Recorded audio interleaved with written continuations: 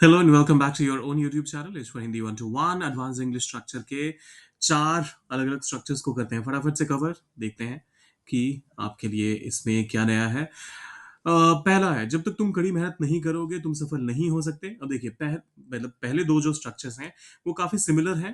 पहले वाले में एक्शन ज्यादा इंपॉर्टेंट हो जाता है और दूसरे वाले में टाइम ज्यादा इंपॉर्टेंट हो जाता है। तो पहला जो हम कवर करने वाले हैं यहाँ पर वो है अनलेस और फिर उसके साथ प्रेजेंट टेंस। अब इसका इस्तेमाल कैसे होता है, सेंटेंस में कैसे इस्तेमाल होता है, आइए वो देखते हैं। सबसे पहले आता है सेंटेंस, जब तक तुम कड़ी मेहनत नहीं करोगे तुम सफल नहीं हो सकते। Unless you work hard. Unless जब तक नहीं, तुम यू कड़ी मेहनत करोगे, वर्क हार्ड, तुम सफल नहीं हो सकते। You can not succeed. Simple. यहां पर ये कड़ी मेहनत करने का जो एक्शन है वो ज्यादा इंपॉर्टेंट है, समय ज्यादा इंपॉर्टेंट नहीं है। तो इसी वजह से हमने यहां पर अनलेस का इस्तेमाल किया। जो ये अगला स्टेटमेंट है, यहां भी एक्शन ज्यादा इंपॉर्टेंट है तो हम अनलेस का इस्तेमाल करेंगे। सो अनलेस तुम समय पर नहीं पहुंचोगे, unless you reach on time, unless you reach on time train छूट जाएगी।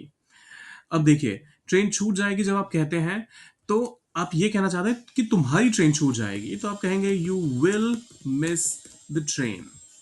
Unless you reach on time you will miss the train. फिर आता है दूसरा वाला स्ट्रक्चर जहां पर बाकी सब तो ठीक ठीक है, सेम ही है, लेकिन यहां पर अनलेस के बदले हम अनटिल और फिर इसके साथ प्रेजेंट टेंस का इस्तेमाल करने वाले हैं। जब तक बारिश नहीं रुकती, अब यहां पर समय ज्यादा इंपॉर्टेंट हो गया। अब अगर आप यहां पर अनटिल कहेंगे, सॉरी, अनलेस कहेंगे तो वो गलत नहीं है, ग्रामेटिकली इनकरेक्ट नहीं है, बस ये सेंस थोड़ा सा अलग हो जाएगा कि जब तक ये बारिश बारिश होने का एक्शन नहीं रुक जाता तब तक हम बाहर नहीं जाएंगे। लेकिन आप उस समय की, जब आप अंटिल कहते हैं तो आप उस समय की बात करते हैं कि जब तक बारिश रुकने वाला समय नहीं आ जाता तब तक हम बाहर नहीं जाएंगे। तो इसको सेंटेंस में कैसे इस्तेमाल करते हैं ये वो देखते हैं। अंटिल बारिश नहीं रुकती के लिए आप कहेंगे अंटिल द रेन स्टॉप्स, या फिर आप चाहें तो ये भी कह सकते हैं until it stops raining। दोनों ही सही है, आपकी मर्जी है, आप कोई सा भी इस्तेमाल कर सकते हैं। हम बाहर नहीं जाएंगे। we, अब देखिए यहाँ पे शुरुआत में हमने प्रेजेंट टेंस का इस्तेमाल कर लिया, लेकिन ये वाला क्लॉज जो है ये फ्यूचर को दर्शा रहा है। तो हम यहाँ पर we will not go out का इस्तेमाल करेंगे। Until the rain stops, we will not go out। एक और है आप लोगों के लिए, जब तक तुम अपना खाना खत्म नहीं कर लेते तुम्हें खेलने नहीं दिया जाएगा। Until you finish, अपना खाना खत्म नहीं कर लेते तो खत्म करने के लिए फिनिश का इस्तेमाल किया हमने। और अपना खाना, योर फूड, तुम्हें खेलने नहीं दिया जाएगा। तो इसके लिए आप कहेंगे you will not be allowed to play. Until you finish your food you will not be allowed to play. ये हो गए चार स्टेटमेंट्स। अरे एक और है, जब तक फिल्म खत्म नहीं होती मैं थिएटर नहीं छोड़ूंगा। अंटिल द मूवी, या फिर द फिल्म, दोनों ही तरीके सही, दोनों ही वर्ड सही हैं। आपकी मर्जी है, दोनों में से किसी का भी इस्तेमाल कर सकते हैं। So until the movie ends, मैं थिएटर नहीं छोड़ूंगा। I will not leave the theatre. Until the movie ends I will not leave the theatre. अगर बारिश हो जाए तो छाता ले जाना। अब यहां पर हम ये क्या कहने की कोशिश कर रहे हैं कि अगर, जस्ट इन केस, तो आप यहां पर कह रहे हैं इन केस, और फिर इसके साथ आप जब कभी भी इन केस का इस्तेमाल करते हैं तो इसमें भी आप हमेशा प्रेजेंट टेंस का ही इस्तेमाल करते हैं, इसके साथ भी हमेशा प्रेजेंट टेंस का ही इस्तेमाल होता है। सो अगर छाता ले जाना, अगर कहीं बारिश ना हो जाए या फिर कहीं बारिश ना हो जाए तो छाता लेकर जाना। अ, इसके लिए आप ट्रांसलेट करते हुए आप पहले कह दीजिए take an umbrella in case it rains. Take an umbrella in case it rains. अगर बिजली चली जाए तो टॉर्च तैयार रखना।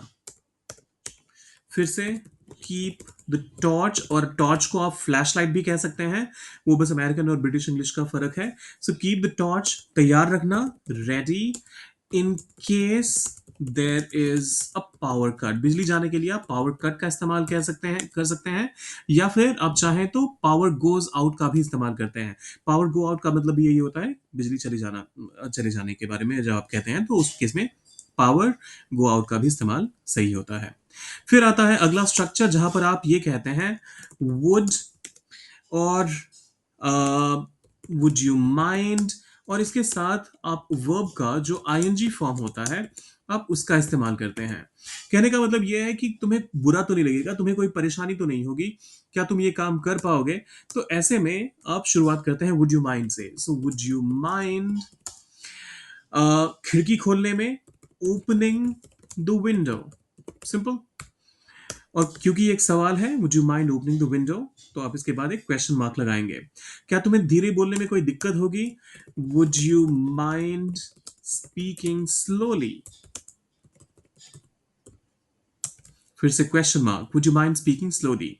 अब ये आखिरी वाला आप लोगों के लिए है, जब तक तुम डॉक्टर से सलाह नहीं लोगे तुम्हारी तबीयत ठीक नहीं होगी।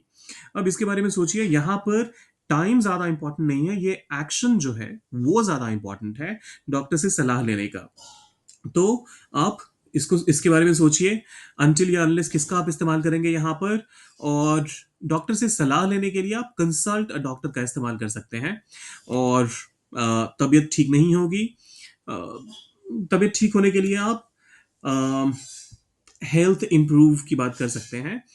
सो हेल्थ तबीयत के लिए, और ठीक होने के लिए आप इंप्रूव वर्ड का इस्तेमाल कर सकते हैं।